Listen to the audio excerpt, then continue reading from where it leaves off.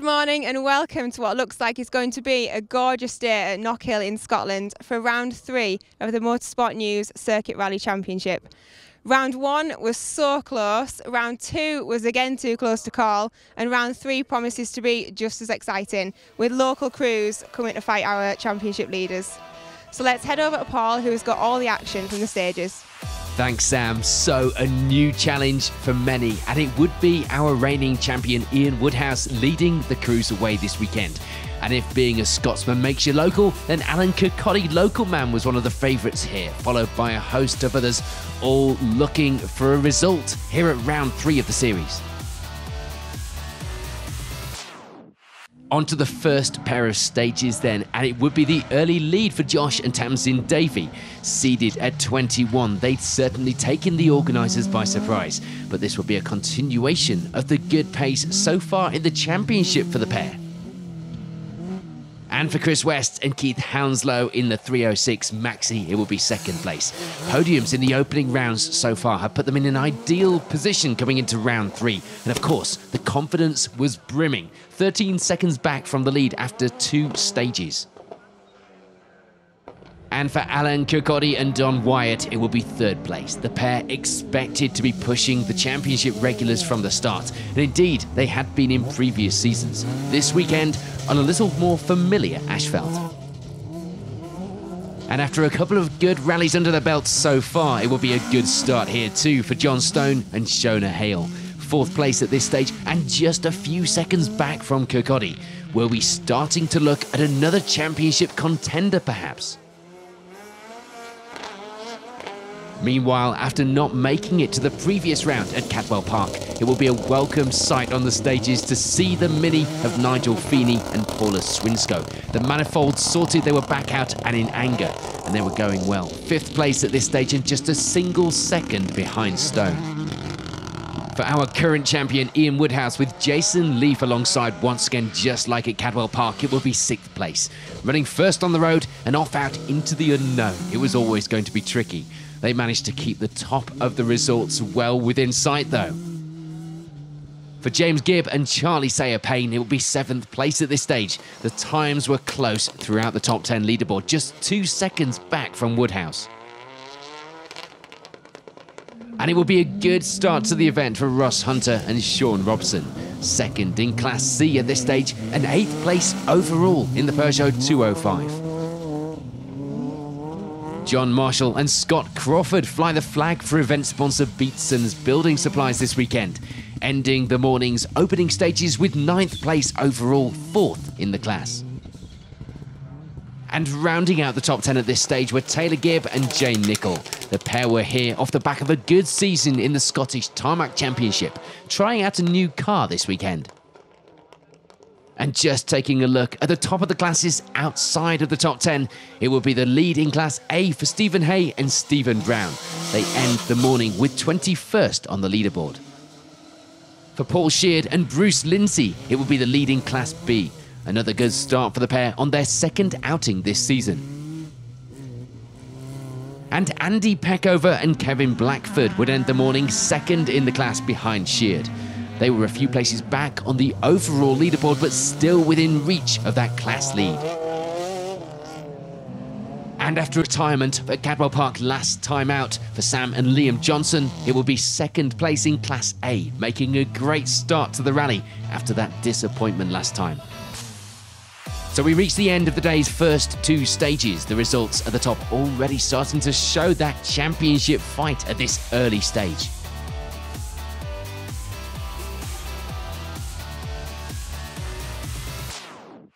On to the next couple of stages then, and there would be no change to the lead. Josh and Tamsin Davey still holding on out in front, clearly pushing the Darien to keep that advantage at the midway point.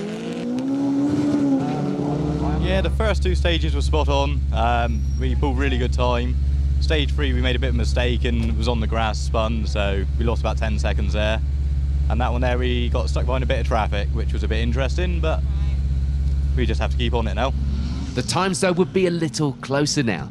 Just a few seconds though. Chris West and Keith Hounslow closing the gap to 11 seconds now. They'd need to find a bit more in the afternoon if they were going to take victory. Okay, Chris, second overall now. How are you finding it? It's a bit slippy? It's very slippy, yeah. We tried swapping some tyres round, and we actually a second slower on this stage than we were the stage before, so just not got a front end grip. It was understeering quite a lot. But yeah, I'm enjoying it. It's good. I've never been here before, so a bit of a learning curve. So yeah, I'm happy to be second. It's good. No change though for Alan Kirkcaldy and Don Wyatt in this loop. The Escort pair remain third place overall, second in the class. The gap to West ahead though, still 10 seconds. It's very slippy, but to be honest, I've registered for this championship, but I can't do very many rounds, so I'm not pushing on as much as I probably could. Don't want to damage the car just for a bit of fun, so it's great fun though. There'd be change and movement the right way on the leaderboard for Nigel Feeney and Paula Swinsko in these stages, moving up to take fourth place now and closing to within 5 seconds of the podium places at this midway point. It's very slippy. We're on slicks. I didn't have any weights with me, but I've gone for a softer compound of slick in my next run out, so hopefully it's kind of right on a knife edge between slicks and wets out there, but I think slicks are the way to go, so we're setting all right times with these on, and they're too hard. I'm not getting any temperature in the last couple of stages, so we'll see what happens on the next one. There'd also be a good climb up the leaderboard for Taylor Gibb and Jane Nicol. They jumped right up to 5th place now. Clearly, time in the car on the opening stage was all they needed to get on the pace. It's definitely difficult out there, especially in the circuits. There's just not much for grip, especially when two cars come up. There's not much room for error, really.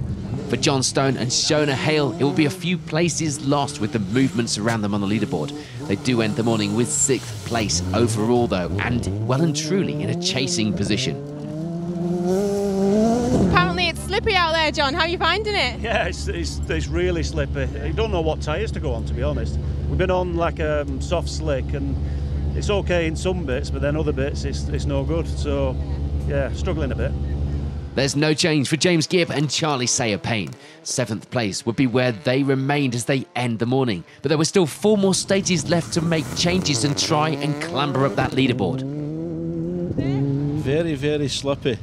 Yeah, it's try to keep it calm in the last couple of stages, but we got a quickest time in the last stage, so I'll have to get my finger out and do something about it. John Marshall and Scott Crawford manage a place gained in this loop of stages. Sadly, the move up for Taylor Gibb would mean a move down for this pair. 5th in the class for Marshall now. It's slippy. Gear shift problems, but no, we're still going. Kind of got a bit of push in the car now, so we've got a bit of brake so we can work on the car, but no, it's going okay. Ian Woodhouse and Jason Leaf would drop back ever so slightly, ending the morning with 9th place on the leaderboard. The times still close though, as they end the stage with an identical time on the board to Marshall. Slippy out there, it's tough on the tyres, yeah, it's I'm just trying to go around really, keep it on the black stuff, but it's just too slippy, can't get any grip really. Just going, it feels like I'm going backwards, but keep trying, that's all I can do. And we'd see Mark Kelly and Andy Baker moving up to round out the top 10 now. The times in this loop more in line with the top of the leaderboard. Slippy. It's fun, but you're on the edge, and no, we're going all right. We've had a bit of a hold up on a couple of stages, which cost us a bit of time, but it is good fun. But you're kind of on the limit, and it could go off at any time. But we're keeping it tidy. There's no change in the class though for Ross Hunter and Sean Robson through these stages. They still remain 2nd in Class C, but they do slip down to 11th place on the overall results. For Ross Marshall and Denver Rafferty, it would be 3rd in that class. They were just a single second back from Hunter at this stage. And for Dane Walker and Dave Boys, it will be 4th in the class. The time's a little further apart, with Walker lying 34 seconds back from Marshall. For Tom Blackwood and Gordon Winning, it will be 5th place in the D1 class. Damage at the previous round at Cadwell hadn't been in the plan, so this time they just wanted a trouble-free run. But a bit of pace on top would be nice. 16th place overall will be where Graham and Jim Rintoul end the morning. Times good enough for them to lie 5th place in Class C at this stage. No change for Stephen Hay and Stephen Brown. They continue to lead the way in Class A. The advantage there now up to over a minute in that class. And for Paul Sheard and Bruce Lindsay, there wouldn't be any change to their class lead. They were almost a minute ahead in the class now. All they had to do was keep their nose clean and keep that pace into the afternoon. There would be change though to that second place in the class. We see Ashley Morris and Jamie McTavish step up to take that position. It almost wasn't the case though, with a spin on the third stage of the day, putting them into the gravel trap. Thankfully, they were able to get it going and got out of there without getting stuck. You might be stuck here. Just keep it going, keep it going, keep it going, keep it going. Change to second place in Class A as well in these stages. Aaron Ricks and Rob Cook moving up to take that position, returning with a few different coloured panels on the car after a rush to get things fixed after their roll at the last round just 2 weeks ago. This result will be a welcome reward for the team's hard work. For Andy Peckover and Kevin Blackford, it will be third place in Class B now, slipping down the leaderboard in this loop to take that position at the expense of Ashley Morris. Third place was still a good position to be in. And it will be a slip down to third in their class for Sam and Liam Johnson. Just 15 seconds back from Ricks at this stage though, and going well in that little Seat Toyota. Fourth place in the class and a few places back on the overall results will be Cameron Craig and Ewan Lees. They were just over a minute back from Johnson at this stage. And for Craig Aston and Nick Baker, it will be fifth in that class. 22 seconds would be their gap to the Peugeot up ahead, with 4 more stages remaining to try and change that around. For Alan Ross and Ian Parker, it will be fourth place in Class B at this stage, 39th on the overall leaderboard too. Frustratingly, we lose Andrew Gallagher and Joan Blackwood with gearbox issues. Joan in the seat this weekend after winning the ride in a raffle organised for charities supported by the Scottish Rally Girls calendar. It may have been cut short, but that would certainly have been a worthwhile prize. Great inspiration as well for a new competitor, and all for good causes.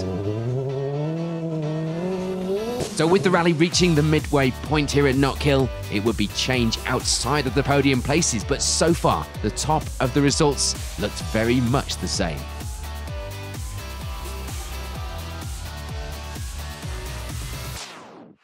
On to the next loop of stages, and sadly, there would be a big change as far as that story for the top was concerned. We lose Josh and Tamsin Davey from the results when they have cooling problems.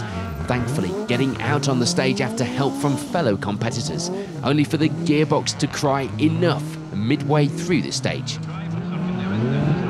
So, Josh, really gutted for you. I mean, you were absolutely annihilating everybody throughout the day. So gutted for you.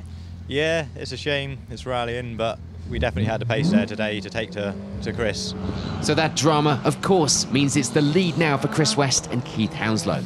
It wasn't the way they wanted to take that lead, but they've been in prime position to step up after the problems up ahead.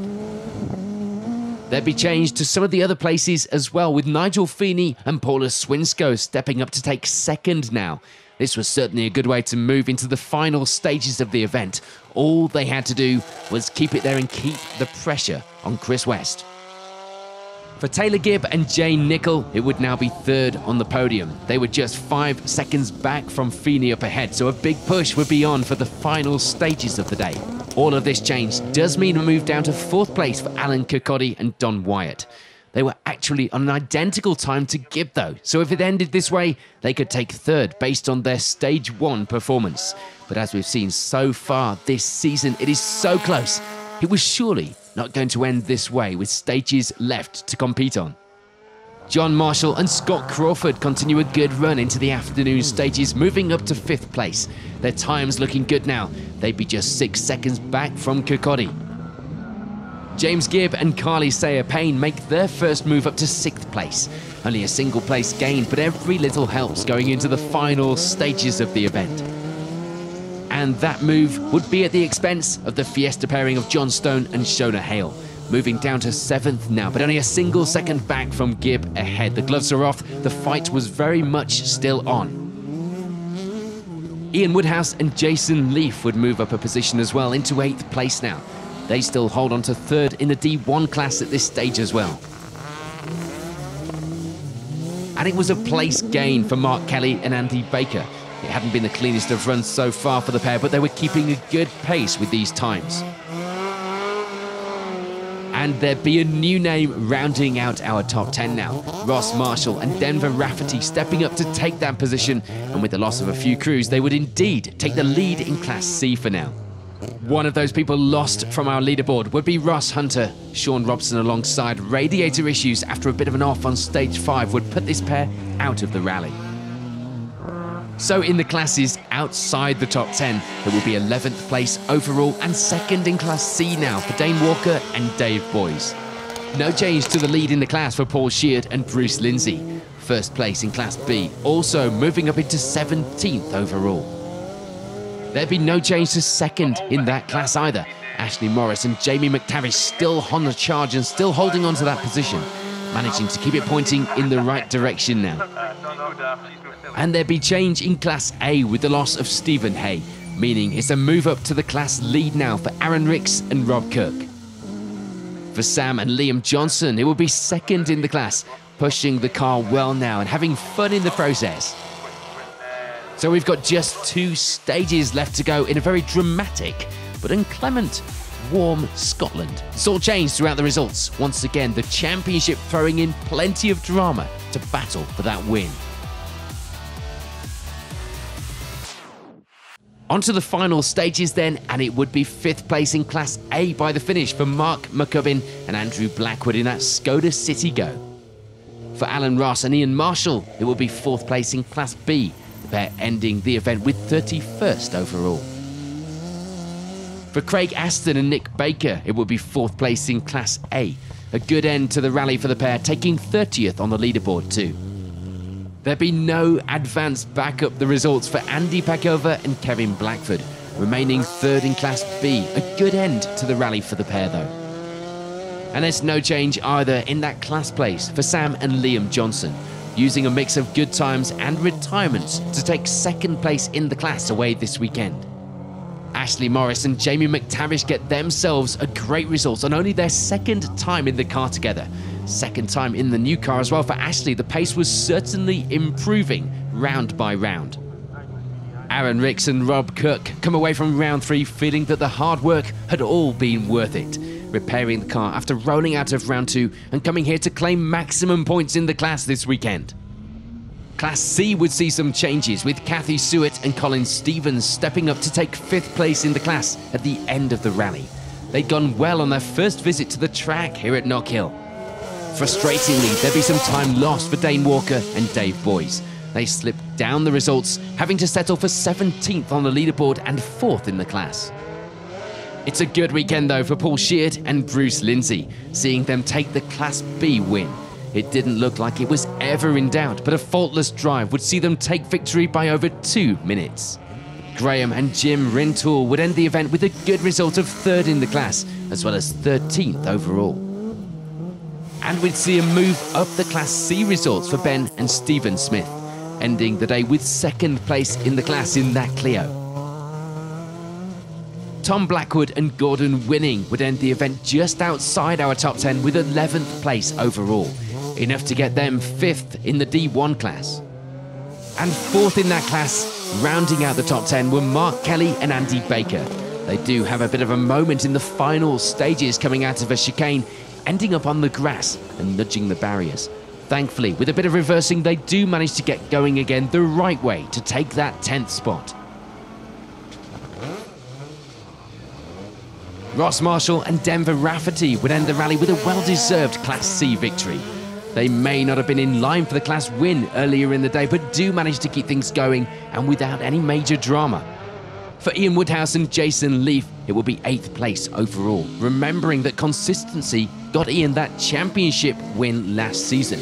So 8th place overall and 3rd in the class would be a good end to the day. Frustratingly though for James Gibb and Charlie Sayer-Payne, the same couldn't be said. There'd be another switch around in the D2 class and in the overall places as well, taking 7th at the end of what had been a pretty hard-fought and challenging event for the pair. That means though that John Stone and Shona Hale are able to claim back that 6th place that they'd held earlier in the afternoon. A good end that sees John move up to 2nd overall in the championship. Not that he likes to talk about it. John Marshall and Scott Crawford, meanwhile, put in a good performance this weekend to take 5th place overall and 3rd in that D2 class. Frustratingly enough for them, there would be no getting back on the podium for Alan Kirkcaldy and Don Wyatt. They'd have to settle for 4th place, missing out on 3rd by just 6 seconds. So that does mean it's a podium this weekend for Taylor Gibb and Jane Nicol. A great way to end the season and a fantastic debut in the car for the pair. The entire podium separated by just 12 seconds at the end of the day. And in that 2nd place would be Nigel Feeney and Paula Swinsko. A great end to the rally after a steady start. The Mini WRC turning heads on the stages, sounding and looking just as good as the times it had been putting on the board. But for Chris West and Keith Hounslow, it would be the perfect end to the rally, taking victory and keeping them in the lead of the championship going into the winter break. Can you have a winter break in a winter championship? Well, we have. Taking victory by just 7 seconds in that 3:06 maxi. Another one entertaining the spectators as always here in Knockhill. So confirmation then of the results at the end of a hard-fought event right through the leaderboard. West's win gives him a 19-point lead in the championship. But it was clear that despite that advantage, he wasn't going to have an easy run this season. So, Chris, you've been on the podium every round so far and you've gone for the win today. How does that feel? Yeah, no, it's great. I've never been here before. It's a very long way from home, so it's very tricky, very slippy this morning. We, didn't get off to the best start I'd like to hope, but we pulled it back. Unfortunately for the Darien, he obviously didn't finish, therefore we took the lead. I think, to be fair to him, he would have probably beat me today. He certainly was. I couldn't get anywhere near him. So maybe it was the track and the conditions, but he was driving that very well. So a good congratulations to him. But apart from obviously breaking down, but no, you've got to be in it to win it, and we're at the end and we've won. So it's great. I love it. And Keith, you've never been up here before. What's it like from the other side of the car? It's very good. Yeah, we've had a good day, and it's just where we wanted to be really. 3 maximum scores. We'll take that and go from there, really. Yeah. Right, Nigel, you couldn't get to Cadwell. Really, really excited to see you here today. How have you found it? Oh, it's been good. A great day. Some tyre issues, shall we say, this morning, which hampered us. But we got that right in the afternoon, and we tried our very best that last stage. I threw everything at it, including the kitchen sink. So it's it was. It's been a good day though. I've got a big smile. Love it every time I'm out in that car. It's just a fantastic car, just the business. So really chuffed with it. And this young lady here as well, keeping me right. Most of the time. Most of the time. And how is it from your side of the car? The car's brilliant. The car's absolutely brilliant. Unfortunately, I wasn't feeling very well today, and so there was a little bit of illness in the car today. But no, we got through it. I think there was only one stage really that I wasn't able to speak on. Yeah. Massive well done on 3rd overall. Have you enjoyed it today? I am very happy with that. It was a good. Well, we were sitting 11th at the start of the day, so it was good to see our times getting better as we went on and build up. And I have to say, I'm absolutely over the moon with 3rd place, especially with all the cars and all the drivers here. Thanks to Jane and everybody else who's helped me do it. And Jane, you've actually given up your usual seat and you've sat in charity, haven't you? I mean, how is that? That is brilliant. Yeah, we made nearly £3 from auctioning off the seat to sit with Andrew, who's my normal driver. We were out yesterday, did a gearbox rebuild on the car yesterday afternoon so we could be here today, and then the gearbox failed again. So, but Taylor I've sat with in the championship, the Tarmac Championship all year, and so to finish off with him, it was brilliant. Well, what a day it has been today here at Knockhill for round 3 of our championship. Again, it's been too close to call. It has changed every single stage. Massive well done to our podium finishers here. A little bit of a break now over Christmas, but we will be back again in January at Brands Hatch. See you there.